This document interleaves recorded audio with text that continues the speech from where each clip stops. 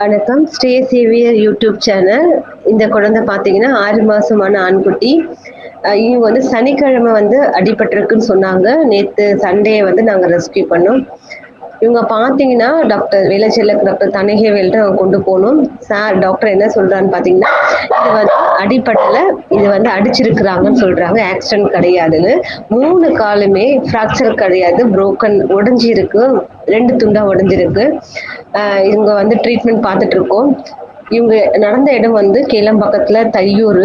இருக்கத்துலயே ஒரு மோசமான ஊருன்னா அது தையூர் தான். இந்த ஊர் ஃபுல்லுமே ஃபிளாட்ஸு, இண்டிவிஜுவல்ஸ் ஹவுஸு, வில்லாஸ் இருக்க ஒரு ஏரியா. ஆனா அந்த ஊர் ஃபுல்லா குப்பைக்கு நடுவுல இருக்கு. அந்த குப்பை எப்படி இருக்கோ அதே மாதிரி தான் அந்த ஊர் மக்களோட மனசும் குப்பையாவே இருக்கு. நாங்க டெய்லி வந்து ஷெல்டர் அங்க வச்சிருந்தோம். டெய்லி ஷெல்டர் நாங்க ஃபீட் பண்ண போறப்போ அவ்வளோ பிரச்சனையை ஃபேஸ் பண்ணியிருக்கிறோம். டெய்லி நாய்களை வந்து தூக்கு போட்டு சாவடிக்கிறது அந்த மாதிரி நடந்திருந்தது. முடிஞ்ச அளவுக்கு நாங்க ஆப்ரேஷன் பண்ணிட்டு இருக்கோம் அந்த ஏரியால.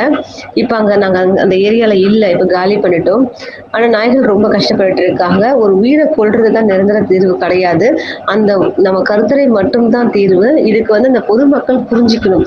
பொதுமக்கள் வந்து ஃபீடர்ஸை வந்து அசிங்கப்படுத்தாம அவங்களுக்கு வந்து ஹெல்ப் பண்ணீங்கன்னா கண்டிப்பா இந்த மாதிரி இனப்பெருக்கத்தை குறைக்கலாம். டாக்ஸோட இனப்பெருக்கத்தை பிரச்சனைகளும் இருக்காது. ஆனா பொதுமக்கள் அதை தெரிஞ்சுக்காம நாய்களை வந்து ரொம்ப துன்புறுத்துறாங்க. தயவு செய்து இது மாதிரி பண்ணாதீங்க. நேத்தோடைய செலவு மட்டும் பார்த்தீங்கன்னா 4265 ரூபாய். 3 எக்ஸ்ரே எடுத்திருக்கு, 3 பேண்டைட் போட்டிருக்கு. ப்ளஸ் 2 வீக்ஸ் ஒன்ஸ் வந்து நம்ம அவங்களுக்கு ட்ரெஸ்ஸிங் பண்ணணும். இந்த குழந்தைக்கு உதவ முடிஞ்சவங்க உதவலாம். நன்றி.